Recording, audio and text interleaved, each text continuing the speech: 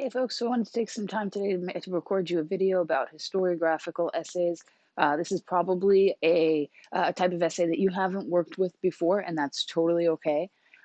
It's something that's going to sound more daunting and more difficult than it is.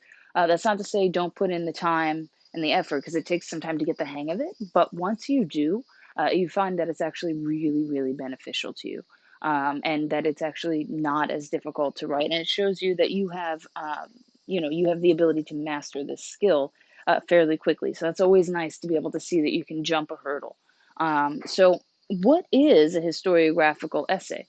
Well, historiography comes from historians. Historians were the ones who developed this type of essay. They deal a lot with primary sources, but different types of primary sources than we do, right? They work with different artifacts and things like that. Now think about it. So you've got these researchers who are coming in through different time periods, and they're trying to analyze the information that they see, right? These artifacts that are coming up, that sort of thing. And well, how do they do that? Well, they base their interpretations based on what they know about that time period. Now, as time goes on, more and more artifacts are found. Now, all of a sudden, we have this kind of wider range of knowledge. And so these ideas about cultural contexts and things like that grow.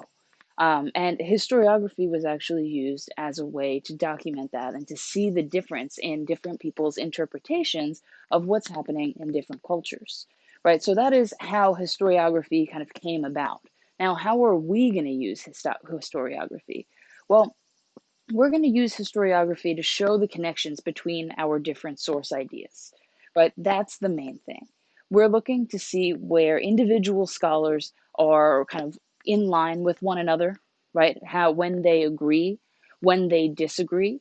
We're looking to see just sort of how their interactions are, okay? And what we're going to be doing is we are, at the same time as we're sort of analyzing these ideas that these authors are writing down, and we're understanding and developing kind of a firmer knowledge of what this primary source that we're reading is all about, right? I don't know about you guys, but every time I read a secondary source, I learn something new that I most likely have not thought of before, right? Especially if it's a good secondary source. So, you really take this opportunity to kind of dig in deeper into your primary source as we're doing this historiography, okay? That's the main thing, right? It's about connections, it's about linking ideas, it's about seeing who agrees, seeing who disagrees, and kind of reconciling those things together. Now, why are we doing this? Well, like I said before, seeing other interpretations does help and add to your expertise on your primary source, right? But it also is going to help you think critically about the source, and then, like I said before too, like show you new ideas you may not have originally thought about your primary source. So be open to these ideas, be open to these interpretations that you maybe haven't thought of before, because they could really benefit you. And also, the other thing, it's not on this slide over here, but the other thing that's really interesting about historiography is that it kind of forces you to look at the way texts are written and the way that authors interact with one another through their texts, right? So you may start seeing things like, common authors coming up in endnotes or footnotes or citations, however your source does it, right? You'll see that there are a few specific sources out there that are really like the go-tos, right? So you'll have, the opportunity then to say, well, do I want to go read this source to see if that could benefit my argument? Or do I want to just use these interpretations of this source, right? That's totally up to you, but you have the opportunity to make that call. Okay, so there's a lot of information that we can glean about our primary source, about how sources are interacting with it, and about how we can write our own essays to emulate these scholarly sources as well. All right, so I want you to kind of keep all these things in mind as we're working through historiography. Now, the question I want to pose is, how many of you would say that you're an expert on your primary source right this moment? Okay, maybe one or two of you, but I would argue that you're not there yet. Okay, you might think you are, right? You've read your sources, you're feeling good about it. Maybe you've read your primary source once, maybe twice. but you're not an expert yet. Once you start digging into these ideas of your sources, then you will become, you'll be growing into that role, right? So I want you to, kind of engage critically, right? Because, like I said, it'll help you develop that expertise.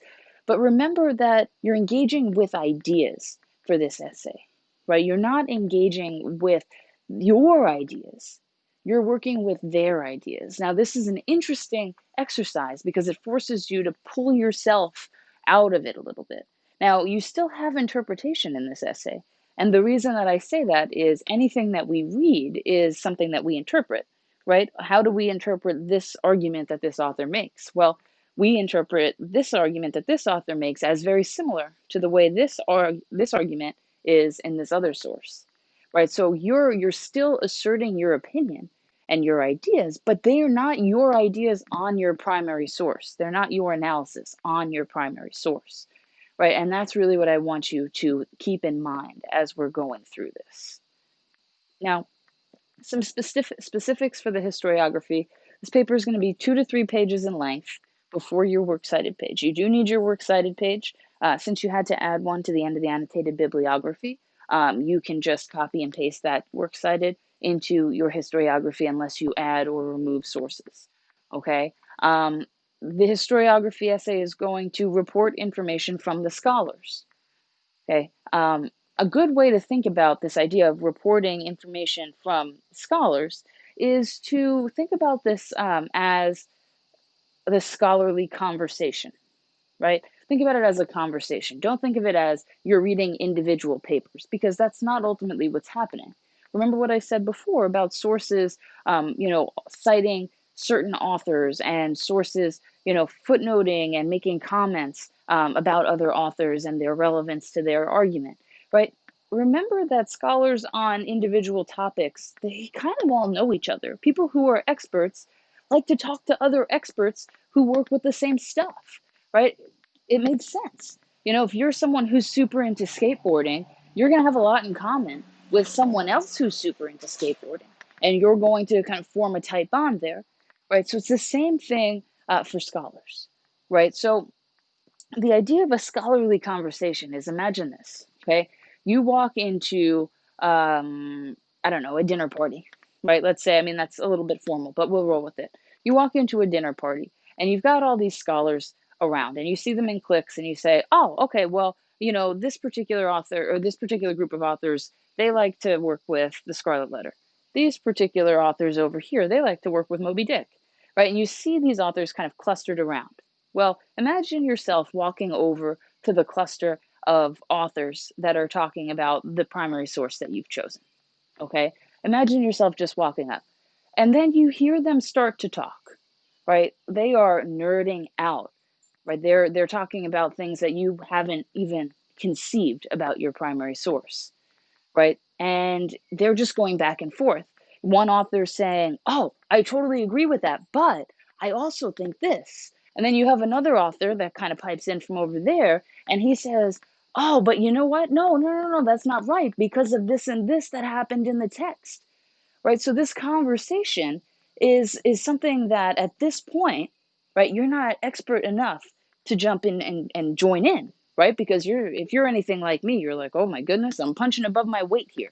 Let me just listen and see what's happening. Let me see what they're saying. Let me try to learn something here, right?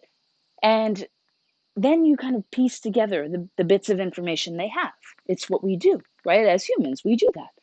And then you kind of internalize this, you go home, you think about it more, you think about your own opinions, your ideas.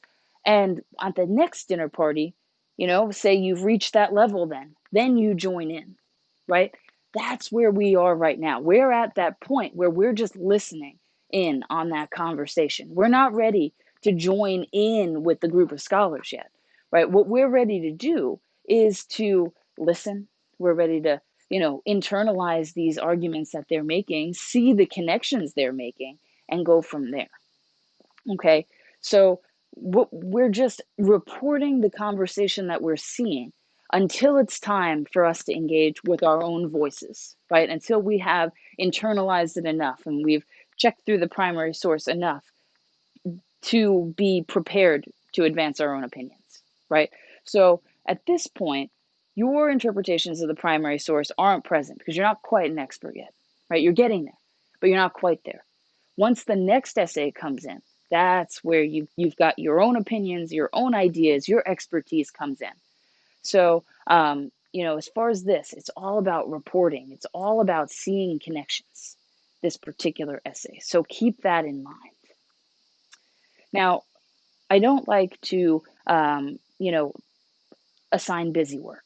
Okay. And if you felt like your annotated bibliography was busy work, well, I have another thing to tell you, because it's not. That's going to be the most vital tool that you've used or that you've created probably throughout the entire term, because it's going to help you with the historiography. It's going to help you with the research paper at the end, right? Because with the annotated bibliography, you've already started making some connections, right? You're kind of connecting ideas to the types of analysis that you want to do in your paper in that second paragraph, right? If you happen to see any other information from other sources, right, that you kind of want to use for the same idea, boom, we have a connection, right? Also, look at your summaries and see what these quotations and paraphrases are saying. See if any line up, see if any contradict each other, right? Because contradicting is just as important as if they're in agreement, okay? Um, you also want to kind of see if people come from different angles, right? If these scholars are coming from a different perspective, if they're doing that, oh, I agree with you, but type thing. All right. So the annotated bibliography will be able to help you do that. Okay. It's a nice repository for the most important bits of information that you have for your source that you think you might use. Right? So utilize that tool. Keep coming back to it, right? And if you've done it correctly, you've got your in-text citations right there for whatever ideas you've presented, right? It makes it so you don't have to keep reading and rereading your secondary sources. It gives you all the tools you need to be able to say, oh, okay, I'm looking for, what's that one source, right? Oh, I see it here. It must be this source that they were talking about this thing. Oh, yeah, right? And then you can go and see, okay, I see an idea that was like that. That happened on page 202. Let me scoot over to page 202, right? That way you're not sitting there flipping through 10 pages of a research article every time you have an idea that you want to use something, but you can't quite remember exactly where it is, right? So the annotated bibliography is going to be amazing for you. Just don't forget you have it, okay? That's very easy to do. Don't forget you've got the annotated bibliography. Don't think of it as something that we've already finished, we're not going to need again. No, right? That annotated bibliography should metaphorically sit on your desk right next to your computer so that you can keep flipping back to it. Okay, so don't forget that. Okay, so that was all the things I want to talk to you about historiography generally. Okay, keep an eye out for other videos that discuss more specifics on how to write a historiography, what needs to go in your intro, what needs to go in your thesis, your body paragraphs, your conclusion, right? This is a 2 to 3 page paper. There's not a huge amount to it, but there's a lot of things that kind of moving parts that you need to play, in your analysis here. So hang tight and I'll get you more videos about historiography very soon.